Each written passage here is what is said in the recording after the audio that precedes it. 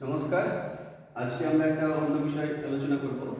দেখো, লেখা আছে ড্যাশ দেওয়া আছে, তারপরে লেখা আছে ছাত্রাহা, আর ব্র্যাকেটে দিয়েছে দুটো শব্দ আছে, দুটো পদ আছে। ঠিক আছে, এখানে একটা আছে, এখানে একটা, দুটো। আমরা কি করব, বন্ধনীর মধ্যে থেকে যেটা উপযুক্ত শব্দ সেটা এই শূন্যস্থানে বসাবো।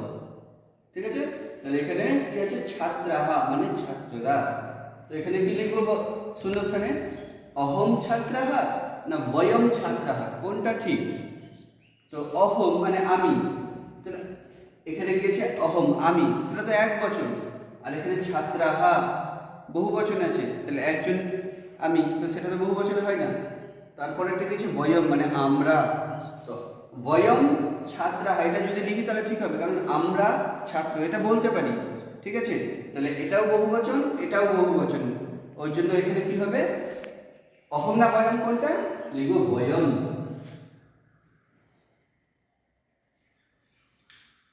বয়ম ছাত্রাহা, তাহলে উপযুক্ত শব্দ কোনটা, বয়ম।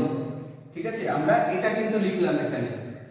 ঠিক আছে, তারপরে দেখো ড্যাশ বিদ্যালয়ে পঠাসি, ড্যাশ বিদ্যালয়ে পঠাসি, বিদ্যালয়ের পঠাসি মানে বিদ্যালয়ে পড়ো। ব্র্যাকেটে কি আছে, অহম সহ ত্বম। অহম মানে আমি, সহ মানে সে, ত্বম মানে তুমি। তাহলে বিদ্যালয়ে পঠাসি, এই যে বিদ্যালয়ে পড়ো। তো আমি বলবো নিচে যে আমি পড়ো না সে পড়ো, কি বলবো? তাহলে অহম পঠসি এটাও হবে না। আর একটা জিনিস দেখতে হবে, পঠসি আমরা যখন ধাতুর করব তখন সেখানে করব মধ্যম পুরুষ এক বচন আছে পঠসি, অর্থাৎ এটা মধ্যম পুরুষে আছে। কিন্তু অহম এটা কি, এটা উত্তম পুরুষে, সহ এটা প্রথম পুরুষে, এখানে কি আছে ত্বম, এটা কিন্তু একমাত্র শব্দ যেটা মধ্যম পুরুষে ব্যবহার হয়। ঠিক আছে, তাহলে এইখানে কি লিখব, ত্বম তুমি বিদ্যালয়ে পঠসি, তুমি বিদ্যালয়ে পড়ো, এইখানে কি হবে, ত্বম।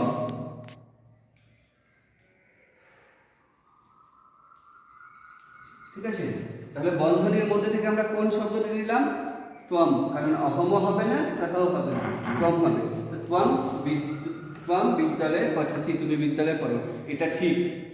ঠিক আছে, আচ্ছা, তারপরে আমরা দেখব ড্যাশ পত্রাণি পঠন্তি, ড্যাশ পত্রাণি পঠন্তি, পত্র পড়ে। ঠিক আছে, তো এখানে কি হবে, সহ হবে না তে হবে না বয়ম হবে? এখানে একটা জিনিস খেয়াল করবো, পঠন্তি বহু বচন আছে, পড়ে। ঠিক আছে, সহ এটা এক বচন আছে, সহ পত্রাণি পঠন্তি, সহ আছে, তাহলে এখানে এক বচন, এখানে বহু বচন, এটা তো হচ্ছে না, বা এখানে কি আছে, বয়ম আমরা, এটা কিন্তু কি আছে, বয়ম এটা উত্তম পুরুষে আছে, আর এটা কিন্তু প্রথম পুরুষে আছে পঠন্তি, অর্থাৎ সেটাও হবে না।